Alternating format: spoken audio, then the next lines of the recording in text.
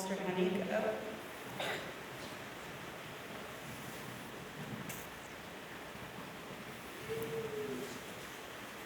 Good morning, everybody. This is an important day. It's a day that's different than any other because we remember important things. We remember the sacrifices of the soldiers who fought for our freedoms, but it's also an opportunity to remember that the land that we sit on right now has a long and important history. It's the traditional and ancestral lands of many of our Indigenous, our First Nations, our Métis, and our Inuit friends. And we remember that we share this land with them. We're part of Treaty Number 6, which is that agreement that shares the land. Our soldiers fought for many freedoms, for many important things in our life. It's important to remember that those important characteristics, those important values of justice and freedom weren't always shared with our Indigenous friends. In fact, there's injustices that have happened in the past and in the present. And part of reconciliation is recognizing that and moving forward and healing together. So at this time, we recognize and honor the land we stand on as being part of this important history.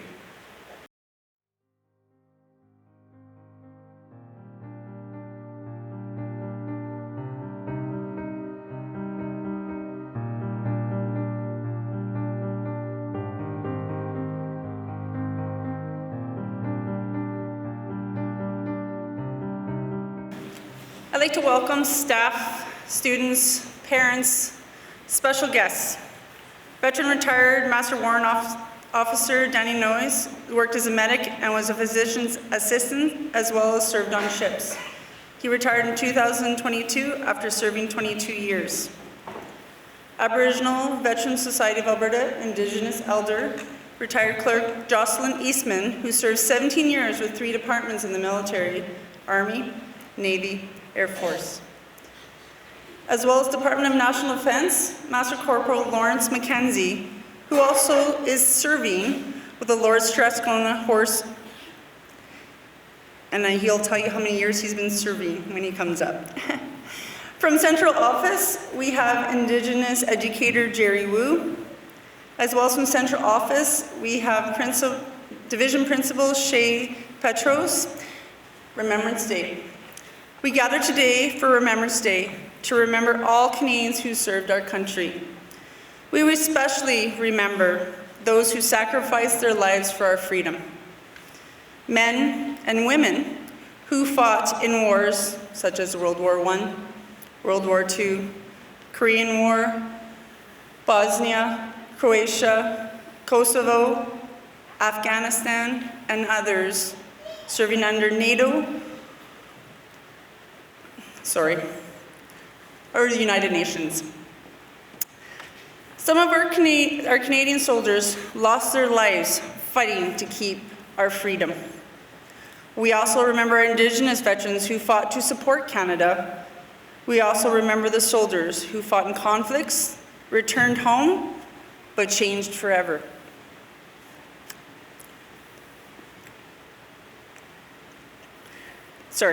Remembrance Day is a time where we can give thanks to our soldiers and hold their memory close to us.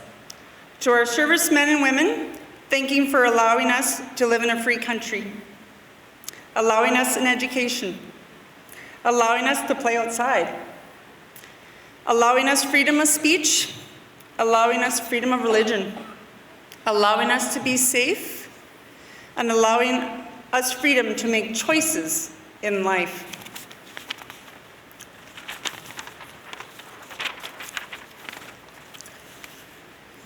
This is a motion for me too, because my husband served for 22 years in the military, for those of you that don't know, and it changes them when they go over and come back.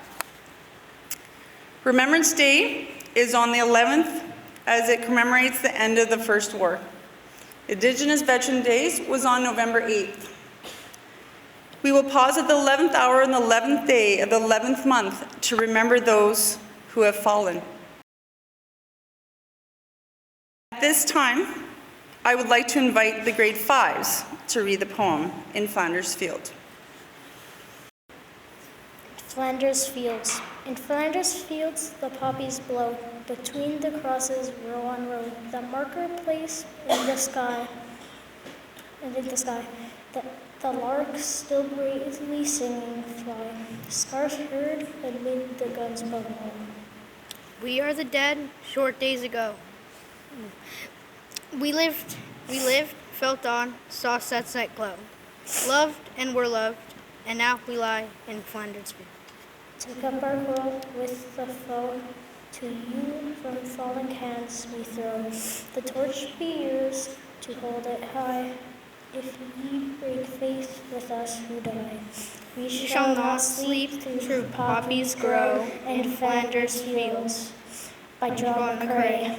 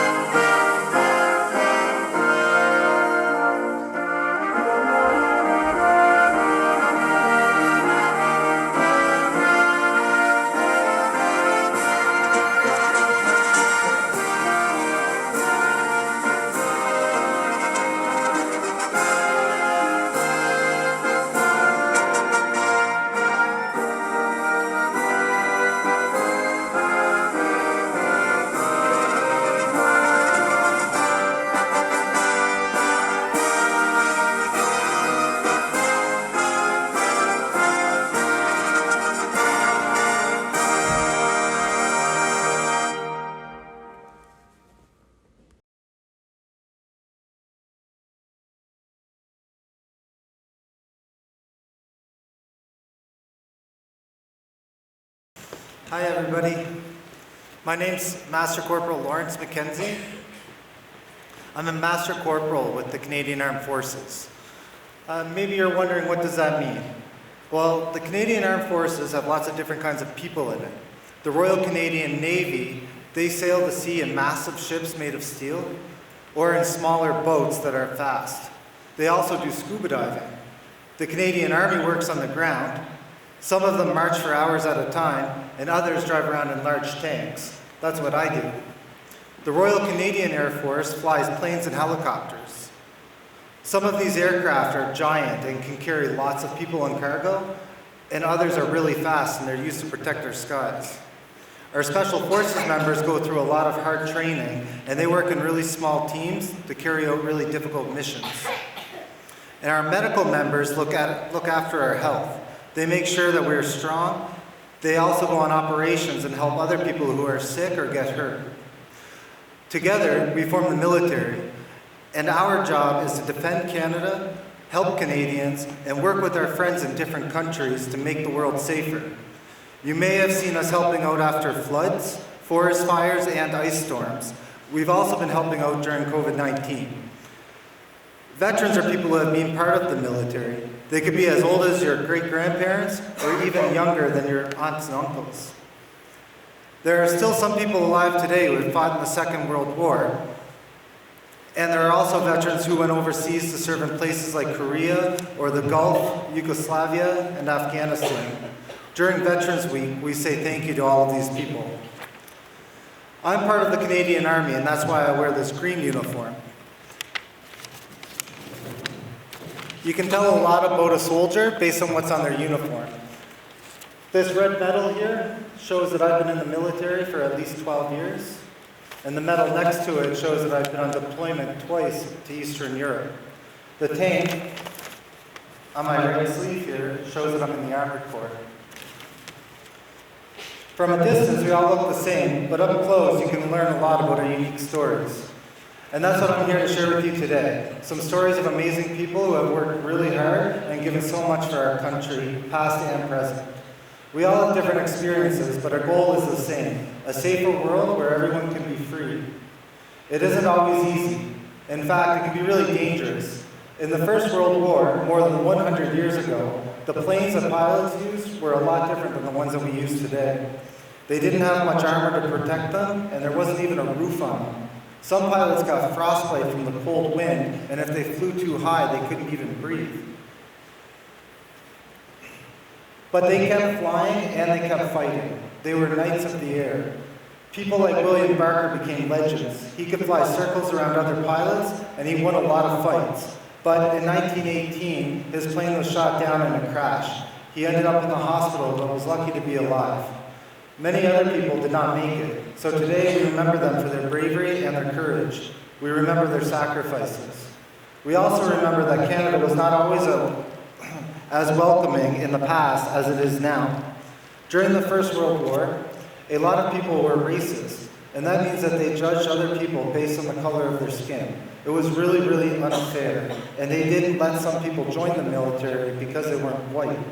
But a lot of black Canadians still wanted to serve in the war. They were determined and really brave. And in 1916, Canada created the No. 2 Construction Battalion. They were segregated, which means that they were put into a group with only black Canadians. They helped out a lot, and some people still treated them really badly, and they weren't thanked properly when they came home. It's important to remember them and all of the people who weren't treated fairly. We have to keep working hard to fight against racism, because everyone deserves to be treated nicely and with respect. You may have seen some movies or learned of the First and Second World Wars from your teachers or family, but did you know that there have been big conflicts since then? One of those was the Korean War. In 1950, North Korea invaded South Korea, and Canada and other countries went to help. Our Navy played a really important role in that war. From out at sea, they attacked railroads so that the enemy couldn't move around their supplies. They also kept the waters safe. Don Jacob was a radar operator on HMCS Nootka. One night he had noticed a weird blip on the screen that split in half. Then, strangely, one of them disappeared. It happened again and again and again. Suddenly, he had realized that the disappearing blips were actually mines. They were being put in the water by an enemy ship. Don warned his captain that they had needed to steer clear. His quick thinking saved the ship from danger, and they were able to capture the enemy ship. There are so many stories of brave people who acted quickly and made a big difference, and of those people who gave their lives to save their friends. Master Corporal Crystal Leanne Griesbrecht was a medic from the Mohawks of the Bay of Quinte. She served in Afghanistan twice. She cared a lot about people, and her role was to help people who were sick and injured. But sadly, in 2010, she had died when her vehicle was hit by a roadside bomb. So today we remember her and everyone else who had given their life for Canada. And we say thanks to the people who are working hard right now to make the world a safer and more peaceful place. You can wear a poppy or read a poem with your class or your family, and I hope that you ask questions so that you can learn more. If you know anyone who's a veteran, make sure you say thank you. And I want to thank you for listening to me so well and for being here today, because you're all really an important part of Remembrance Day. Lest we forget. The poppy. I am not a badge of honor. I am not a racist smear. I am not a fashion statement to be worn but once a year. I am not a glorification of conflict or of war.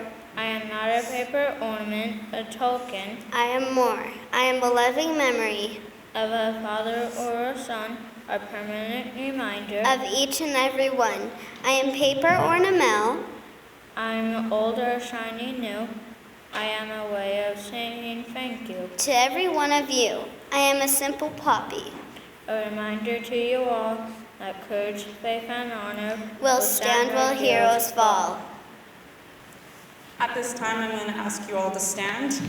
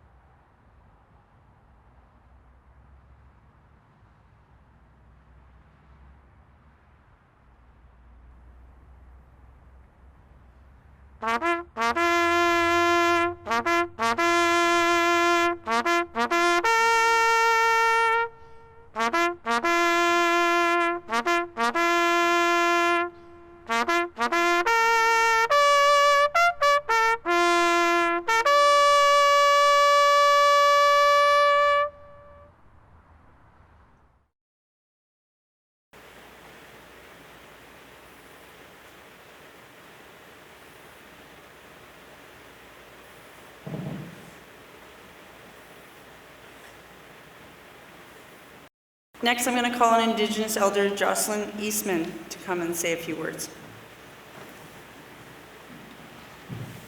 Thank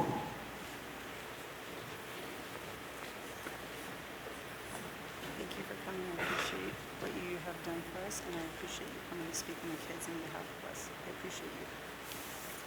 Which? Okay. I'm a little short. Good afternoon or good morning. My name is retired Corporal Jocelyn Eastman, and as was mentioned before, I did serve in the Canadian military for 17 plus years.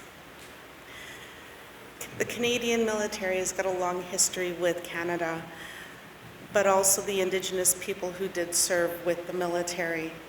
We have a long history of helping Canada. It's my understanding through some of your studies that you have learned something about code talkers. Can you show me who has learned about code talkers? Way over there, perfect. So you know that there is something special about them. I have a story here that I'd like to read to you about the Canadian code talkers. Sometimes I think we were the forgotten ones because we always hear about the American code talkers and the Navajo code talkers. But believe it or not, Canada had their code talkers, and two of the brothers actually used to live in Edmonton. And sadly, they have passed due to old age, which happens to our grandmas and grandpas and our mushums and cookums. So I'd like to take the opportunity to read this story about our code talkers. And it goes like this. What is a code talker? Code talkers were First Nation soldiers in World War II who could speak Cree. They were the Canadian military's secret weapon.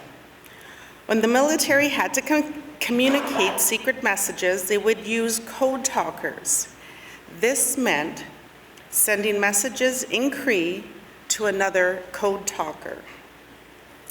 Then it would get translated back to English. If the German army heard the message, they wouldn't be able to understand it and got very confused. That's because they had no idea what the language the code was in. So could you imagine hearing some of this, hearing words that you just didn't know? And sometimes the people in Germany would think it was like people speaking underwater. Code talkers were sworn to secrecy about their jobs. Because of that, no one really knows much about who they are. But the most famous Canadian code talker was a man named Charles Tompkins. But everyone called him Checker. Checker was a Métis man from Alberta who spoke Cree. He joined the military in 1940, and after 6 months of training, he was sent to Britain. One day, he was summoned by the Canadian High Command. Not even his commanding officer, his boss, knew why. Checker was told about a top secret mission that they wanted for him, the Cree Code Talker program for the Air Force.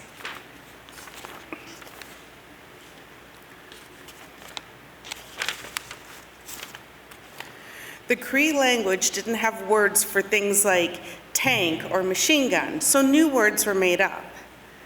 Like calling a mosquito bomber.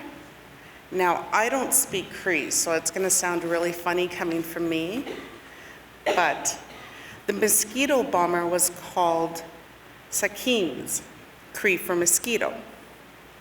Code talkers were so top secret their own families didn't know what they were doing. Checker didn't tell anyone, including his brothers, until an interview at about the age of 85. There's a documentary film about Charles Tompkins. It's called Cree Code Talker. We recommend watching it with a guardian as it deals with events of World War II, and it should be screened first. It has been over 70 years since Charles Tompkins served as a code talker, and to most Canadians, his top secret job is still a secret. May this Remembrance Day, you can share Checker's story with your family and friends to let them know that the Indigenous people of Canada did have a huge influence on who Canada is today, lest we forget. Thank you.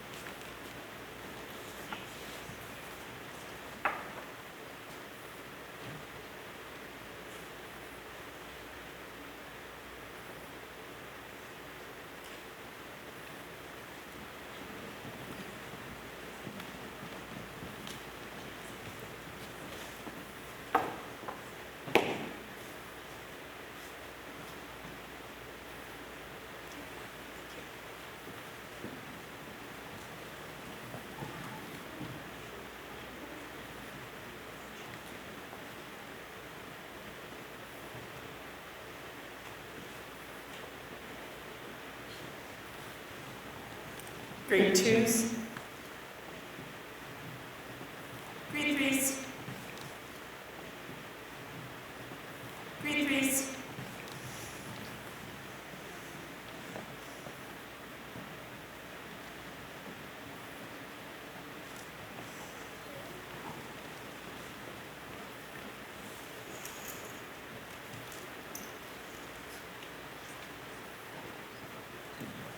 Grade fours.